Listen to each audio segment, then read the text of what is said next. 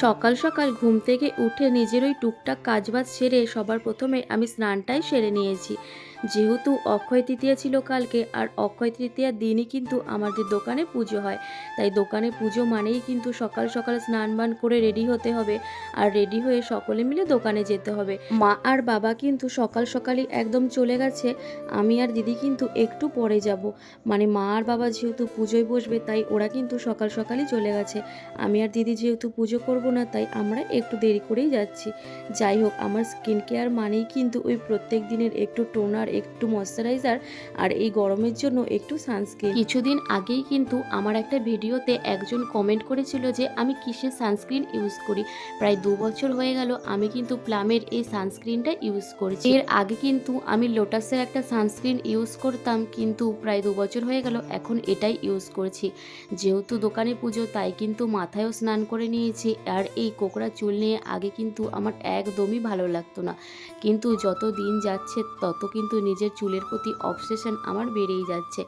এখন মনে হয় কেন যে এই কোকড়া চুলটাকে আমি 5-6 বছর আগে স্ট্রেট করিয়েছিলাম সেটাই ভাবি। যাই হোক, এদিকে কিন্তু স্নান করে চুলে একটু সিরামও নিয়ে নিয়েছি যাতে চুলটা একটু ভালো থাকে। আর আজকে দোকানে পুজো দিতে যাওয়ার জন্য কিন্তু আমি এই সিম্পল কুর্তিটাই পরেছি। যেহেতু বাইরে প্রচণ্ড গরম তাই কিন্তু আমি চেষ্টা করেছি কটনেরই একটা কুর্তি পরার। আর এদিকে তো আমার আইব্রো একদমই ড্র করা ছিল না, তাই কোনো মতে একটু এঁকে নিয়েছি। তোমাদেরকে তো প্রথমেই বললাম যে একদমই সাজুগুজু করব না, জাস্ট ওই যেইটুকু না সাজুগুজু করলেই নয় সেইটুকুই। আর আজকে অনেক দিন পর কিন্তু আমার ইচ্ছে হলো যে একটু কাজল পরবো, কিন্তু সত্যি বলতে কাজল পরলে না আমাকে একদমই ভালো লাগে না। আর কাজল পরলে চোখটাও যেন কেমন আমার ছোট ছোট লাগে, তাই কিন্তু আমি খুব কম টাইমই দেখবে যে কাজল পরি।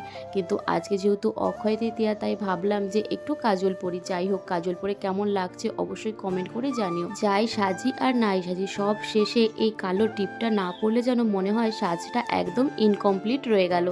আর এই লাস্ট কালো টিপটা পরে কেমন লাগছে অবশ্যই জানিও।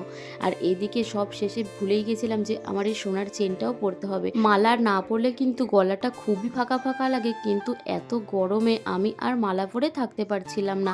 তাই গতকাল কিন্তু এই মালাটা আমি খুলে রেখেছিলাম।